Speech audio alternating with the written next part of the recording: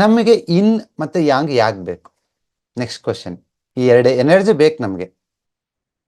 ಇವತ್ತು ನಿಮ್ಮ ದೇಹದಲ್ಲಿ ಏನೇ ಕೆಲಸ ಆಗ್ಬೇಕಂದ್ರೆ ಈ ಎರಡು ಎನರ್ಜಿ ಬೇಕು. ಈ ಎರಡು ಎನರ್ಜಿ ಏನ್ ಕೆಲಸ ಮಾಡುತ್ತೆ? ಯಾಂಗ್ ಅಂದ್ರೆ ಏನು? ಬಿಸಿಲು, ಸನ್ರೈಸ್, ಹೀಟ್.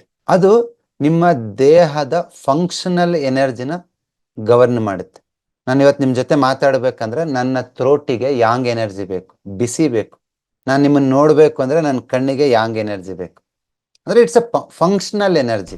ನೀವು ಕೆಲಸ ಮಾಡೋದಕ್ಕೆ ಬೇಕಾಗಿರ್ತಕ್ಕಂಥ ಎನರ್ಜಿನ ನಾವೇನಂತ ಕರಿತೀವಿ? ಯಾಂಗ್. ಇನ್ನೊಂದು ಇನ್.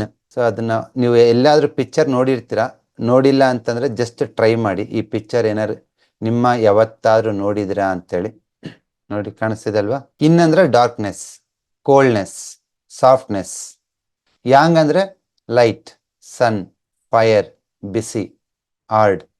ಸೊ ಈ ಎರಡು ಎನರ್ಜಿ ಪ್ರತಿ ಸೆಲ್ಲಿಗೆ ಬೇಕು, ಪ್ರತಿ ಆರ್ಗನಿಗೆ ಬೇಕು. ಯಾಂಗ್ ಏನ್ ಮಾಡುತ್ತೆ? ಕೆಲಸ ಮಾಡಿಸುತ್ತೆ. ಇನ್ನೇನ್ ಮಾಡುತ್ತೆ? ಕೋಲ್ಡ್, ನೀರು ಏನ್ ಮಾಡುತ್ತೆ? ಪೋಷಣೆ ಮಾಡುತ್ತೆ, ನರಿಶ್ಮೆಂಟ್. ಒಂದು ಆರ್ಗನ್ ವರ್ಕ್ ಆಗ್ಬೇಕು ಅಂದ್ರೆ ಅದಕ್ಕೆ ಯಾಂಗ್ ಎನರ್ಜಿ ಇದ್ರೆ ಕೆಲಸ ಮಾಡುತ್ತೆ. ಇನ್ ಎನರ್ಜಿ ಇತ್ತು ಅಂತಂದ್ರೆ ಊಟ ತಿನ್ನುತ್ತೆ. ನಿಮ್ಮ ಮನೇಲಿ ಇನ್ ಅಂಡ್ ಯಾಂಗ್ ಯಾರು? ಅಪ್ಪ ಯಾಂಗ್ ಕೆಲಸ ಮಾಡುತ್ತೆ, ಅಮ್ಮ ಇನ್ ಊಟ ಕೊಡುತ್ತೆ ಅಲ್ವಾ? ಇದು ಬೈ ಬರ್ತ್ ಎನರ್ಜಿ. ಇದು ನಾವು ಡಿಸೈಡ್ ಮಾಡೋದಲ್ಲ. ಮನೇಲಿ 10 ಜನ ಇದ್ರೆ ಅವ್ರನ್ನ ಪೋಷಣೆ ಮಾಡೋ ಶಕ್ತಿ ಯಾರಿಗಿರುತ್ತೆ ಅಂದ್ರೆ ಅಮ್ಮನಿಗಿರುತ್ತೆ. ಮನೇಲಿ 20 ಜನ ಇದ್ರು ಅವ್ರಿಗೆ ದುಡುಗದಾಕ ಕೆಪಾಸಿಟಿ ಯಾರಿಗಿರುತ್ತೆ ಅಂದ್ರೆ ಅಪ್ಪನಿಗಿರುತ್ತೆ. ಎಲ್ಲಿ ಯಾಂಗ್ ಇರುತ್ತೋ ಅಲ್ಲಿ ಚಲನೆ ಇರುತ್ತೆ, ಎಲ್ಲಿ ಇನ್ ಇರುತ್ತೋ ಅಲ್ಲಿ ಪೋಷಣೆ ಇರುತ್ತೆ, ಮತ್ತೆ ರೀಪ್ರೊಡ್ಯೂಸ್ ಇರುತ್ತೆ.